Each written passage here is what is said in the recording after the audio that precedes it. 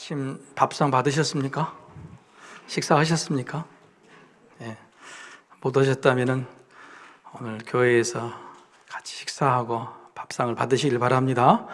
비록 국수지만은. 그런데 우리는 밥상 그러는데 밥상 위에 밥만 있으면 좀 이상하죠. 꼭 밥 옆에 뭐가 있어야 돼요? 국이 있어야 돼요. 그럼 밥국상 이렇게 해야 되는데 밥상 그렇습니다. 한국의 음식 문화에 독특한 것이 바로 국 문화입니다. 국의 종류도 많은데 희한한 국도 많다고 그럽니다. 제주도에 가니까 갈치국이 있더라고요. 비린내가 날 줄 알고 안 먹었는데 나중에 보니까 굉장히 귀한 음식이더라. 완도 군민 신문에 이런 기사가, 독특한 국에 대한 기사가 있어서 소개해 드립니다. 완도로 장가간 사위가 저녁에 큰 대접을 처갓집에서 받았습니다. 근데 아침에 일어나니 숙취 때문에 늦잠을 잤는데 또 아침에도 근하게 한상을 차려주셨어요. 근데 숙취에 시달린 사람이 제일 먼저 숟가락에 가는 것이 뭘까요? 그거지, 국에 가요. 그래서 국을 딱 들어서 한 술 딱 떠먹는데 그냥 뱉을 수도 없고 어쩔 수도 없고 너무너무 당황스러웠죠. 여러분, 이 사위가 먹었던 국이 뭐일까요? 어떻게 잘 아세요? 매생이 국입니다. 매생이 국. 완도에서는 겨울 밥상으로 당연한 것이 매생이 국이 올라온다 그럽니다. 근데 겉으로 보기에는 쉽게 차갑게 보이는데 속은 엄청 뜨겁죠. 완도라는 곳은 특산물이 김입니다. 김을 만들어서 예전에는 전량 외국으로 수출했죠. 근데 김을 작업을 하려면 햇볕이 나면은 김 말리기가 어려워요. 그래서 햇빛이 나기 전에 새벽에 일찍 일어나서 온 가족이 일어나서 김을 다 떠가지고 판에다 해가지고 그 그늘에다가 딱 이렇게 말리는 것이 있는데, 사위란 놈이 와가지고 술 먹고 남들은 새벽에 다 이럴 때 숙취에 일어나가지고, 그러니 장모가 얼마나 괘씸해. 그래서 장모가 끓여준 국이 뭐예요? 매생이국. 그래서 완도 국민신문에 이 말을 하려고 그런 겁니다. 미운 사위에게 매생이국을 끓여준다는 것이죠. 저도 완도로 장가간 완도 사위입니다. 저는 매생이국을 먹었을까요? 안 먹었을까요? 안 먹었습니다. 이쁨 받는 사위입니다. 한국에는 삼키지도 못하고 뱉지도 못하는 것을 매생이국이라고 그러는데, 외국 사람들은 이와 똑같은 말을 하나 씁니다. 그게 뭐냐면 뜨거운 감자. 들어보셨죠? 핫포테이토. 감자가 보기에는 하나도 안 뜨거운데 입에 넣으면 엄청 뜨겁잖아요. 사전적 해석으로 한다면 정치적으로 미묘한 사안을 이러지도 못하고 저러지도 못하는 이런 상황이다. 해결할 수 없는 그런 상황을 말하죠. 왜 이런 이야기로 말씀을 시작했을까? 오늘 본문의 주인공인 헤롯 왕, 갈릴리, 이스라엘 북부의 갈릴리 지역의 분봉왕, 왕이라고 부르기도 좋은 아주 작은 분봉왕인 헤롯 왕이 이와 같은 처지에 있기 때문에 그렇다. 지금 매생이국을 먹는 것처럼 뜨거운 감자를 먹는 같은 상황이라는 거예요. 이 헤롯 왕은 자기의 이복형입니다. 이복형의 아내가 딱 눈에 들어서 이혼을 시키고 자기 아내를 삼았던 한 폐륜, 근친상간의 주인공이죠.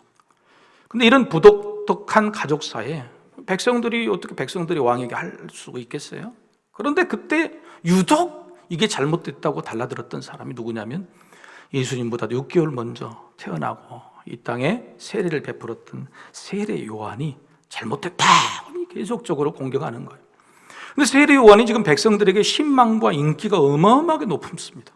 근데 백성들에게 이 큰 인기를 얻고 있던 세례 요한이 잘못됐다 그러니까 자칫 잘못하면 온 백성들에게도 이 왕이 이제 핀잔을, 여론이 그렇게 몰아갈 것을 염려해서 세례 요한을 잡아서 옥에 가두고 맙니다. 여러분, 헤롯은 정치인이죠. 그리고 세례 요한은 신앙인입니다. 가치도 다르고 상도 다르고 입장도 다를 수밖에 없는 두 사람이 구체적인 개인적인 일로 서로 부딪혔어요. 정치와 종교가 부딪힌 거죠. 정치와 종교는 아주 사소한 일로 부딪힙니다. 아주 작은 우리 삶 속에서도 정치와 종교는 굉장히 많이 부딪히고 있죠. 헤롯에게 세례 요한은 정치와 종교가 부딪힌 상황일 수 있어요. 뜨거운 감자입니다. 이걸 어떻게 해야 되느냐. 자기 왕권을 유지하려면 세리요한을 제거해야 되는데 백성들의 인기와 신망이 있어서 정치적인 여론을 이용하려면 죽일 수도 없는 거예요. 상황도 뜨거운 감자뿐만 아니라 헤로드 왕의 마음속도 뜨거운 감자였다라고 똑같은 본문이 기록된 마가복음 6장 19절에서 20절에 이렇게 기록이 되어 있죠. 헤로디아는 헤롯 왕의 부인이 아까 같이 헤로디아가 요한을 원수로 여겨 죽이고자 하였을 때 하지 못한 것은 헤롯이 요한을 의롭고 거룩한 사람으로 알고 두려워하여 보호하며 또 그의 말을 들을 때에 크게 번민을 하면서도 달갑게 들음이러라. 자기 아내가 악독해요. 헤로디아가 남편을 버리고 여기 받잖아요. 그래서 싫은 소리 하는 세리 요한을 죽이자고 남편한테 해도 남편이 못 죽이는 거예요. 죽일 수 없는 거예요. 정치적인 상황이 뜨거운 감자일 뿐만 아니라 마음속에도 어땠냐면 저 사람이 정말 의롭고 정직한 사람인데 어떻게 죽일까? 보호도 해주고 한편으로는 저 사람 말을 들으면 굉장히 번민이 되고 아프지만 한편으로는 놀랍다. 달갑게 드립니다. 참 좋은 말씀 하신다. 이렇게 들고 있는 것이죠. 그런데 일이 벌어지고 말았습니다. 헤로드 왕의 생일날 크게 생일잔치를 했는데 근하게 취했겠죠. 그 둘 사이 헤롯과 헤로디아의 사이에 난 딸이 12살 먹었어요. 살로메라고. 이 딸이 춤을 이쁘게 춥니다. 너무 이뻐서 하는 말이 뭐냐면 소원을 말해라. 네 소원을 다 들어주겠다. 다른 복음서에 이렇게 해요. 내 왕국의 절반도 너에게 주겠다. 여러분 이것은 굉장히 중요한 말이에요. 여러분 딸에게 자식이 많이 있으면서도 딸에게 내 왕국을 물려주겠다고 하는 그런 선포죠. 바로 네 소원을 들어주겠다고 하는 이 이야기, 마치 때를 기다렸다는 듯이 헤로드 왕의 아내 헤로디아가 딸을 꼬셔서 네 소원이 아니라 내 소원으로 말해라. 어떤 소원이냐? 세례 요한의 목을 지금 베어 주십시오. 이렇게 이야기하는 거예요. 공포를 했잖아요. 사람들, 손님들 앞에서. 우리 왕의 체면이 말이 아니지. 선포하고 할 수 없이 세례 요한을 죽이고 마는 겁니다. 왕의 위신과 체면, 거기에 자기 속마음까지도 타협해 버리고 마는 거죠. 여러분 이 이야기를 헤롯이 참 우유부단한 사람이다, 헤로디아가 다 나쁜 여자다, 이렇게 개인적인 잘못으로 해석하면 안 돼요. 왜냐하면 마태복음에는 특별한 기록이 있기 때문에 그렇습니다. 마태복음에만 의도적인 편집을 하고 있어요. 그게 뭐냐면 12절에 이런 기록이 있죠.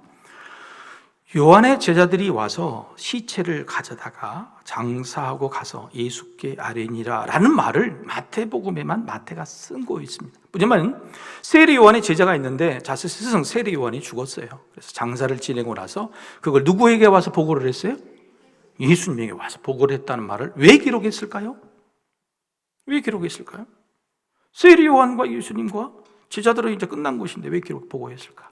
마태는 세례 요한과 예수님을 연결하고 싶은 겁니다. 정확히는 세례 요한의 죽음처럼 예수님도 이렇게 죽게 될 것입니다. 함께 죽게 되었습니다 라는 사실을 연결한 거죠. 마태는 그렇게 해석을 했던 것입니다. 예수님의 반응이 궁금하죠. 예수님의 반응이 어땠을까요? 어떤 반응을 보였을까요? 세례 요한의 죽음에 대해서 막 눈물을 흘리고 슬퍼했을까요? 아니면 헤롯 왕의 악행에 대해서 막 화를 내셨을까요? 아니면 제자들에게 이도저도 아니고 어떤 교훈의 말씀을 주셨을까요? 그런데 이 세 가지 해석 중에 아무것도 여기에 해당되지 않습니다. 예수님은 어떤 반응을 보이셨느냐? 13절에 기록이 되어 있는데 함께 읽어보실까요? 자, 시작. 예수께서 들으시고 배를 타고 떠나사 따로 빈들에 가시니 무리가 듣고 여러 고을로부터 걸어서 따라간지라. 예수님은 아무 말씀도 안 하시고 배를 타고 강 건너로, 바다 건너로 가셔서 그것도 한적한 곳 빈들로 가셨다. 이게 예수님의 반응이에요. 예수님은 도망치신 것일까요? 세례 요한처럼 나도 죽을까 봐 두려워서 배를 타고 도망치신 것일까요? 아니, 예수님의 목숨을 바치러 이 땅에 오신 분이 뭐가 두려우셨겠습니까? 아직 죽을 때가 아니어서 조금 이따 죽으시려고 그러는 것일까요? 훗날 제자들에게 예수님은 이런 말씀을, 그때의 마음이 어떤 마음이었는지 알려주세요. 훗날 제자들과 함께 변화산에 가서 모세 엘리야를 만나죠. 거기 아주 쉽게 변합니다. 제자들이 그걸 보고 또 하나님의 음성을 듣고 너무 놀라서 내가 이곳에 초막셋을 짓고 여기서 머물고 살고 싶습니다, 그렇게 말해. 그럴 때 예수님께서 제자들에게 크게 이렇게 말합니다. 마태복음 17장 12절에 13절. 오늘 말씀을 많이 읽죠? 네, 눈을 쳐다보니. 자, 제가 읽겠습니다. 내가 너희에게 말하노니 엘리야가 이미 왔으되 사람들이 알지 못하고 임의로 대우하였도다. 인자도 이와 같이 그들에게 고난을 받으리라 하시니 그제서야 제자들이 예수께서 말씀하신 것이 세례 요한인 줄을 깨달으니라. 예수님은 엘리야, 먼저 온 엘리야가 세례 요한. 세례 요한을 사람들이 죽였다는 겁니다. 그런데 인자, 나도, 예수님도 세례 요한처럼 죽기로 하고 이 땅에 온 것인데 여기가 이렇게 좋냐? 여기서 초막셋을 짓고 여기서 살라고?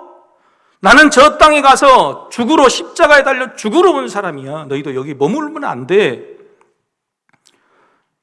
세례 요한이 죽었을 때 예수님의 마음이 어떤 마음이었는지 제자에게 알려주신 거죠. 예수님은 도망치신 게 아닙니다.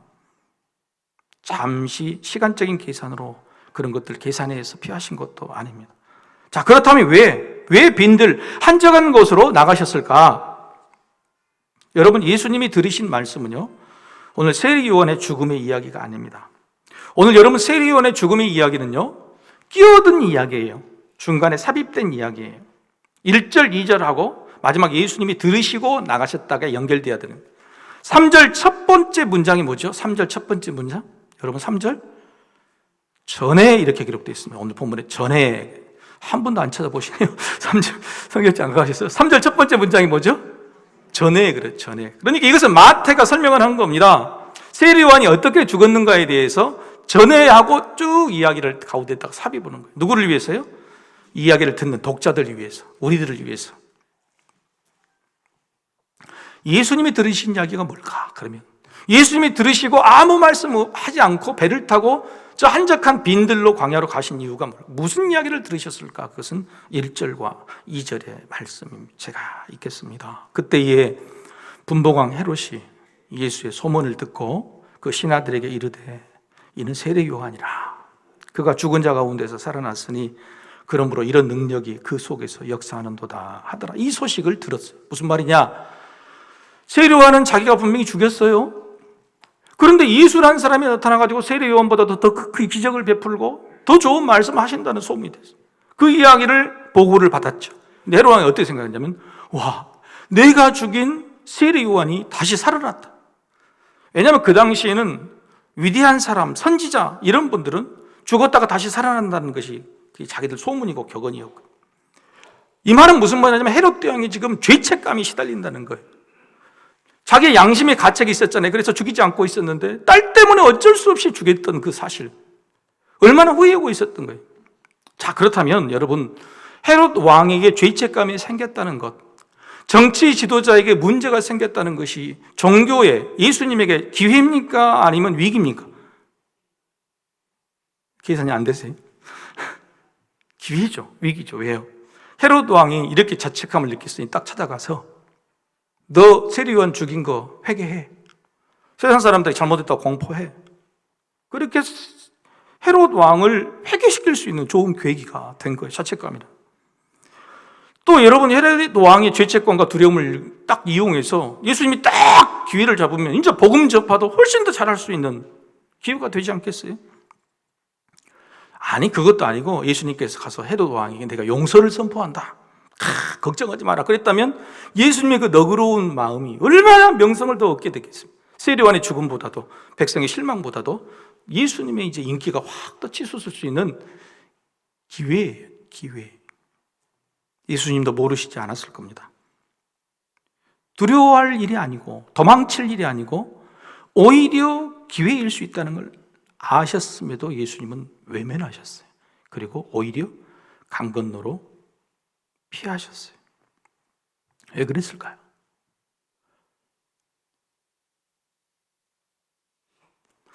오늘 본문에, 본문 다음에 읽진 않았지만 오병이어의 사건이 나타납니다. 바로 피하신 그곳에 떡 5개와 물고기 2마리로 5천 명, 아니 2만 명 이상을 먹이신 기적 같은 사건이 일어나요.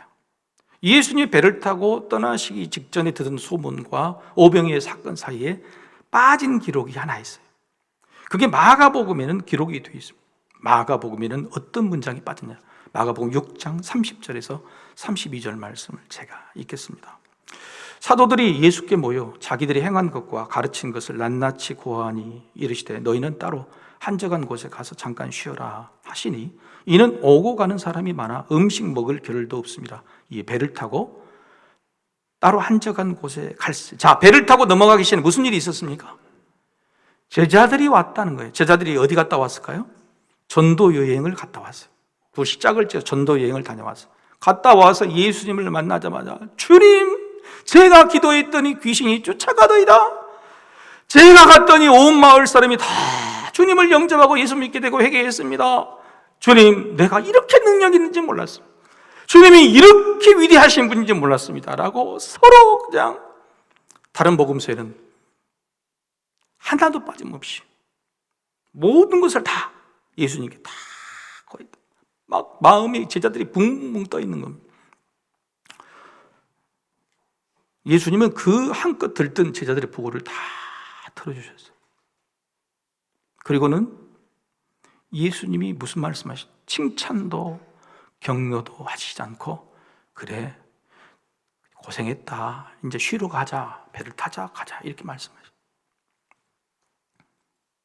자, 그렇다면 예수님이 배를 타고 떠나신 목적이 제자들이 너무너무 고생해서 제자들이 좀 쉬게 해주려고 하는 그런 목적이 있을까요? 단지 목적이 그것뿐이었을까요? 아니에요. 예수님은 쉴 곳을 찾으신 게 아니라 연결을 피하신 거예요. 연결을 피하. 한번 읽어볼까요? 같이 한번 읽어봅시다. 자, 시작.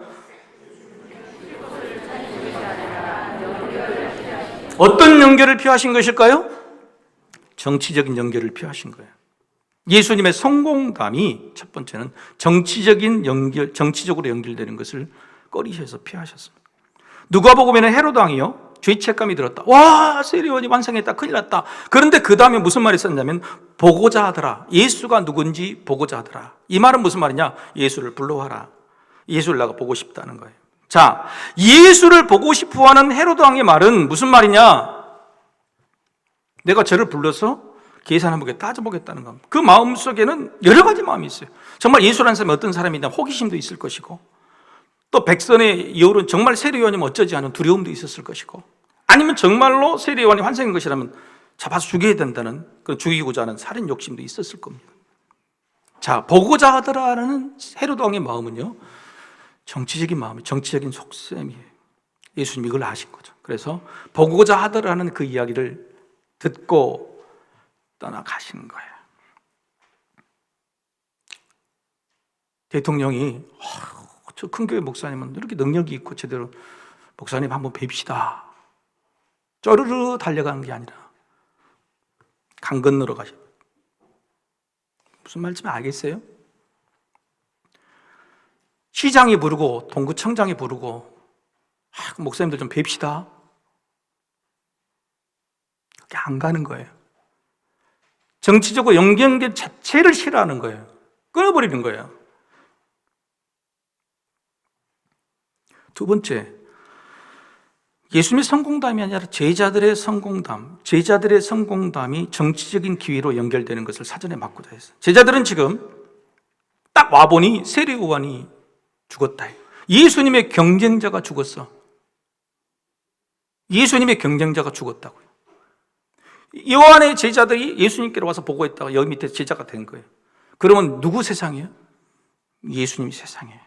심지어는 자기들은 경험했습니다. 예수님이 주신 기적으로 능력으로 자기들이 할 수 있다. 예수님의 인기가 얼마나 큰지 세상에 다 돌아봤더니 이제는 우리 세상이라고 생각하는 거예요. 그런데 더군다나 헤로드 왕이 예수님을 불렀다. 손님을 보내서 사절단을 보내서 불렀다. 이제 우리 세상인 거예요. 고생했다. 제자를 데리고 한적한 곳으로 가셔버려요. 이때부터 예수님은요, 예수님이 십자가에 죽으신다는 말씀을 하십니다. 나는 죽으러 와서 변화산에서도 그때까지도 제자들은 그 붕뜬 마음을 버리지를 못해요. 예수님 왼쪽에 앉을까 오른쪽에 앉을까 벼슬에 그 이야기를 하고 있어요. 예수는 이게 싹이 튼 것이 아닙니다. 제자들의 마음속에 정치적인 기회다, 정치적으로 성공할 수 있는 그 기회라는 것을 한 그걸 보시고 빈들로 가신 거예요. 제자들이 배우고 따라야 할 것은 십자가인데 그 십자가를 이해하고 받아들일 수 있는 신앙의 목표를 다시 한번 재조정해 주신 겁니다. 이때가 공생애 시작하고 2년이 지났을 때 다시 한번 목표를 재정해 주신 거예요. 내가 가는 것은 저 위가 아니라 저 십자가야. 세례 요한처럼 죽음을 통과해야 하는데 제자들은 지금 온통 승리로 가득 차 있어요. 그렇다고 잘하고 돌아와서 흥이 나서 보고하는 제자들의 그 마음을 깰 수가 없어서 잘했다, 수고했다, 그리고 데리고 가신 겁니다. 한적한 곳으로. 정치적인 연결을 막으시려고 쉼을 핑계로 한적한 곳으로 가시는 단절을 택하셨어요. 예수님은 이런 문제에 대해서 두 가지 선택을 하셔야 돼요. 하나는 정치적인 해결, 하나는 신앙적인 해결. 그런데 예수님은 신앙적인 해결을 선택하신 거예요. 정치적인 해결이란 눈에 보이는 세상적인 이익을 따져서 차근차근 계산하고 하는 선택이 협상하는 겁니다. 신앙적인 해결이란 손해와 이익 여부를 떠나서 하나님이 기뻐하시는 일인지 기도로 물어서 해결하는 것이죠. 사순절이 바로 그런 시간이에요. 세례 요한의 문제를 반면에 정치적으로 해결한 헤롯 왕과 헤로디아는 어떻게 됐을까요? 여러분, 헤롯은요 구원받을 기회를 놓쳤습니다. 그렇죠? 자기 마음에 성령님이 계속 찔렀죠. 저분이 의롭고 정직한 자라, 저분이 위대한 말씀하시는 거다, 구원받을 수 있는 기회를 놓쳤습니다. 심지어는 나중에 예수님이 십자가에 다는 일에 협조했던 사람. 그 아내 헤로디아는 딸을 잃었어요. 여러분, 딸이 12살인데 몰랐을까요? 엄마가 나를 이용했다는 거, 엄마의 복수를 위해 딸인 나를 이용했다는 거, 아빠는 나를 위해서 왕국의 절반을 주고 딸이 도저히 왕이 될 수 없는 상황에서 왕위를 계승받을 수 있는 기회를 엄마의 욕심으로, 복수심으로 그걸 없애버리고 사람 죽이는 것에, 복수 행하는 것에 이용당했다는 걸 딸이 몰랐을까요? 엄마는 딸을 잃어버린 겁니다. 딸을 위해서 그 소원을 좋은 기회로 생겨서 했으면 얼마나 많은 걸 해줄 수 있었겠어요. 헤롯과 헤로디아가 선택한 정치적인 선택은요, 자기 자신의 인생뿐만 아니라 딸의 인생도 망치게 된 거예요. 여러분, 사실 이 12살의 나이, 앞으로 3, 4년 후에 정략적인 결혼으로 빌립이라는 다른 분봉왕에게 시집을 가요. 부모의 정치적인 선택은 자녀에게 큰 피해를 줍니다. 교회에 다니지 않는 자녀들, 옛날엔 잘 다녔는데 왜 안 다닌가 모르겠다, 한결같이 부모 탓이. 교회에서는 너무너무 거룩하게 보이는데 집에서 하는 모든 말과 모든 선택은 전부 신앙적인 선택이 아니라 정치적인 선택이에요. 이익이, 눈에 보이는 이익에 따라서 타협하고 협상하는 일이에요. 헤로디아 딸 살로메, 그렇게 불쌍한 딸들을 우리는 만들어가고 있는 겁니다. 믿는 부모인 우리는 어떤 선택을 하고 있을까요? 믿음을 가지고 세상적인 유익을 계산하는 정치적인 해결을 하십니까? 아니면 하나님 영광을 위한 신앙적 해결을 하십니까? 교회는 어떤 선택을 할까요? 교회는 신앙적인 선택을 하고 있는 것처럼 보이지만은 아니요, 수없이 많이 대부분의 정치적인 선택을 합니다. 교회 안에서 편을 가르고 세를 키우며 경쟁하고 다투는 모든 일, 이게 바로 정치적인 선택 때문이에요. 자기 이익을 계산해 누구의 줄을 쓸 것인지, 누구에게 가까이 할 것인지, 어떤 직분을 받아야 될지, 어떤 부서에서 일해야 될지. 교회가 생겨나는 모든 문제도 주변에 있는 교회에게, 더 큰 교회와 세상에게 어떻게 정치적인 줄을 대야, 정치적인 선택을 해야 살아남을 수 있을지. 교회의 선택은 대부분 신앙적이지 않아요. 교회도 노회도 총회도 돈, 직분, 자리, 파벌이라는 세상적이고 정치적인 셈법만 난무합니다. 다음 세대 신앙의 믿음이 나약하다고 하는 그 핑계를 우리는 어디에 댄 부모인 우리. 제가 알기로는 2월 말까지, 며칠 안 남았습니다. 2월 말까지 우리 교단 총회에 올해 부총회장 후보를 자기가 신청을 해야 됩니다. 부총회장 선거에 입후보를 해야 됩니다. 며칠 안 남았죠. 근데 여러분에게 질문을 하나 드려볼게요. 자, 올해 부총회장 선거 후보자가, 입후보자가 한 명이면 좋겠습니까? 아니면 두세 명이면 좋겠습니까? 전혀 생각도 안 해보시고 기도도 안 해보셨죠. 저는 개인적으로 한 명만 나왔으면 좋겠다, 해마다. 제발 좀 안 싸우게. 돈 좀 안 뿌리게. 그런데요, 놀랍게도 이쪽 전라도에도, 경상도에도, 경기도에도, 서울에도 제가 듣는 거, 거기 가서 부총회장을 뽑는 총대들의 이야기, 그들의 이야기는 올해는 한 명 나온다니 재미없겠네. 생긴 거 넣겠어. 한결같이 그 이야기를 해요. 한 명 나오면 재미없대요. 생긴 것이 없대요. 세상에 선거 거강꾼들은 그래서 2명씩을 꼭 내보냅니다. 우리 노예 그 유명한 목사님도 그렇게 당한 거예요.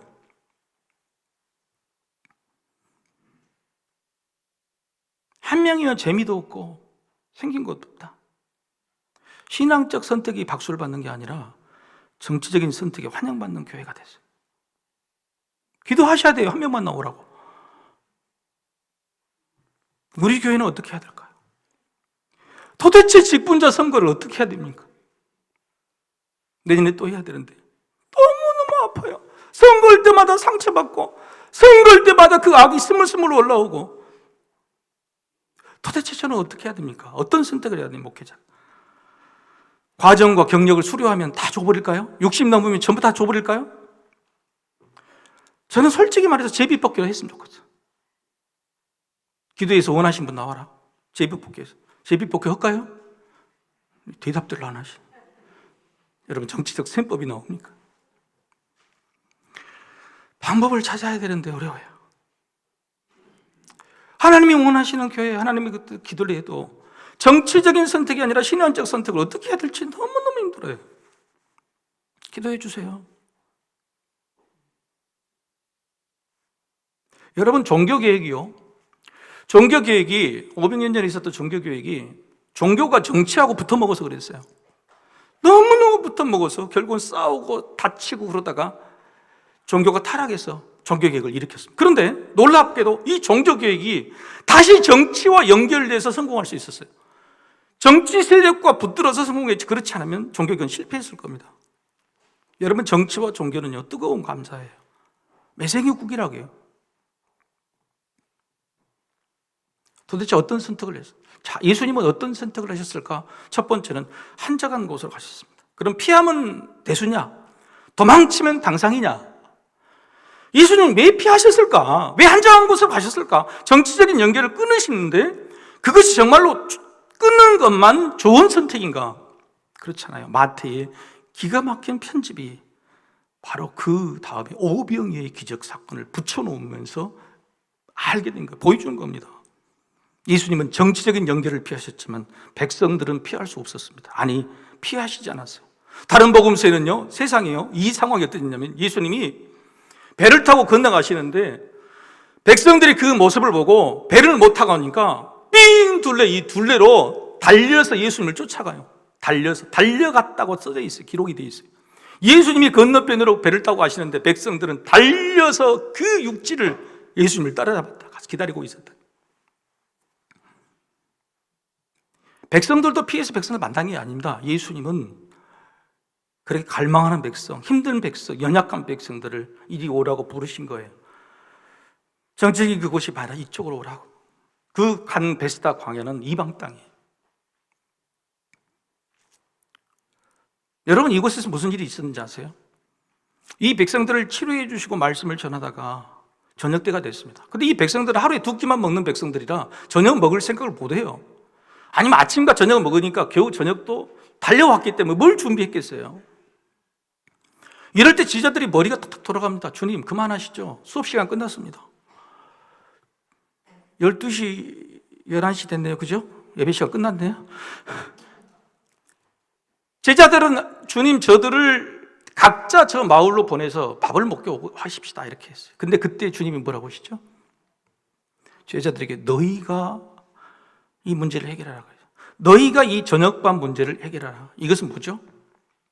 너희가 전치적인 선택, 정치적인 해결을 할 것인지 신앙적인 해결을 할 것인지 제자들을 훈련시키시는 거예요. 제자들은 어떤 선택을 했습니까? 계산을 합니다. 돈이 얼마가 필요하고 얼마가 계산합니다. 안 됩니다. 주님, 도저히 안 됩니다. 그럴 때 예수님이 오병이어 어린아이 도시락을 가져오시고 기도하신 다음에 그 오병이어로 5,000명, 2만 명을 먹이시는 기적을 보여주셨어요.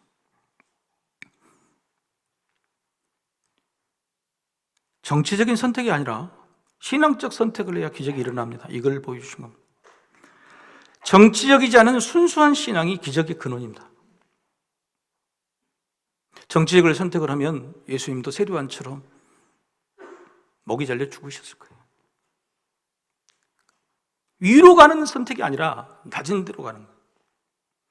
정치적인 힘과 세력을 쫓아가는 그 선택이 아니라 내가 손해보더라도 하나님이 원하시는 그 신앙적인 선택을 할 때에 우리에게 오병이의 기적이 일어난다는 거예요. 그 선택을 하는 자에게 내가 오병이의 기적을 보여준다는 겁니다. 너희가 하라는 거예요. 너희가 할 수 있다는 거예요. 그 소리는 기적을 일으키라는 소식이 아니에요. 우리가 신앙적인 선택을 할 때에 하나님은 기적을 보이신다는 거예요. 할렐루야. 바로 그 이야기를 보여주신 거예요. 여러분, 우리 교회 주차장 문제가 그렇죠. 주차장 완전 개방을 13년 동안 하고 있습니다. 13년 동안 계산해 보니까 주차장이 하루에 5,000원씩만 받아도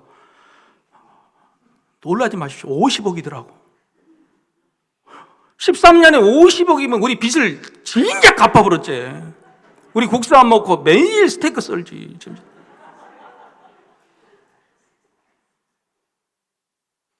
여러분, 우리는 50억을 포기한 거예요. 왜요? 정치적인 선택이 아니라 신학적인 선택을. 아멘도 안 나와. 별거. 50억이 뭐 나머지 계집 이름이요.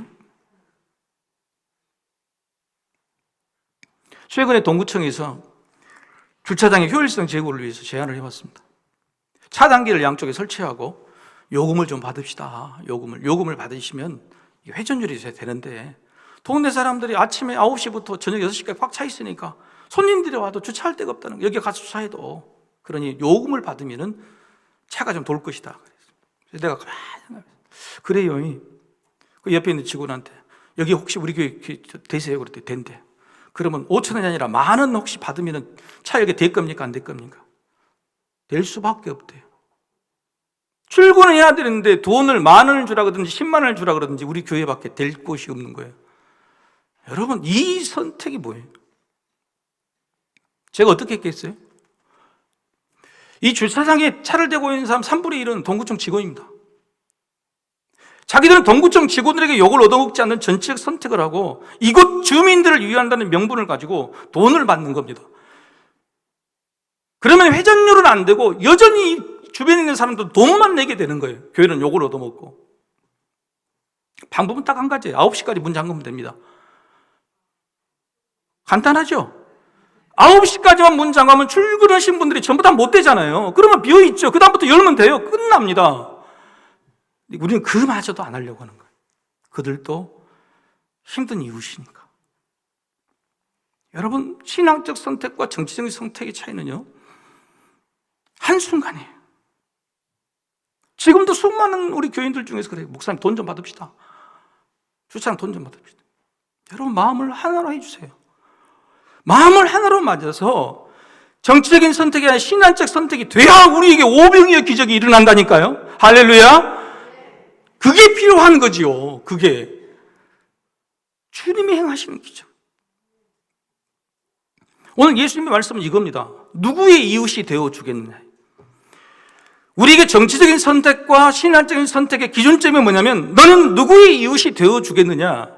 네 교회는, 한국 교회는 누구의 이웃이 되어 주겠느냐는 말씀이에요.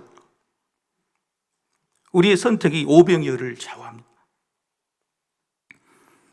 성도 여러분에게도 두 가지 선택이 있을 겁니다. 교회에 와서 누구의 이웃이 되어 주겠느냐라는 예수님의 말씀에 한 분은 정치적인 선택을 할 겁니다. 익숙한 직분자들, 내가 좋아하는 사람들, 능력 있는 성도들, 내게 필요하고 나의 우호적인 사람들을 만나는, 이건 정치적인 선택이죠. 그러나 신앙적인 선택은 새 가족을 섬길 것입니다. 잃어버린 양들, 등록하지 않고 다니는 힘들고 어려운 이웃들을 만나게 될 것입니다. 그들에게 웃어주고 손을 잡아줄 것입니다. 우리가 예배하는 이 순간에도 우리는 정치적인 선택과 신앙적인 선택의 갈림길에 있어요. 오병이의 기적이 일어났는지 일어나지 않는지 결정은 우리가 하고 있는 것이죠. 예수님은 정치인이 보고자 했다. 그러나 오히려 멀리 했지만 목자 없는 양 같은 백성들을 불쌍히 여기사 가까이 하셨고 끝까지 책임지셨습니다. 정치적인 성공의 무대가 아니라 빈들의 어려운 이웃에게 가는 것이 예수님의 신앙적 선택이었습니다. 사랑하는 성도 여러분, 힘들고 어렵습니다. 정치적인 선택은 너무너무 쉽지만 신앙적 선택은 너무 힘이 듭니다. 그러나 신앙적 선택을 해야 하나님이 기뻐하시고 오병이의 기적이 일어나는 것이죠. 여러분의 삶의 자리에서, 가정에서, 우리 교회에서 힘들더라도 신앙적 선택을 하셔서 오병이의 복을 받는 복된 가정, 복된 교회 되시기를 주님의 이름으로 축복합니다. 다 같이 일어나셔서 우리 하나님 찬양합시다.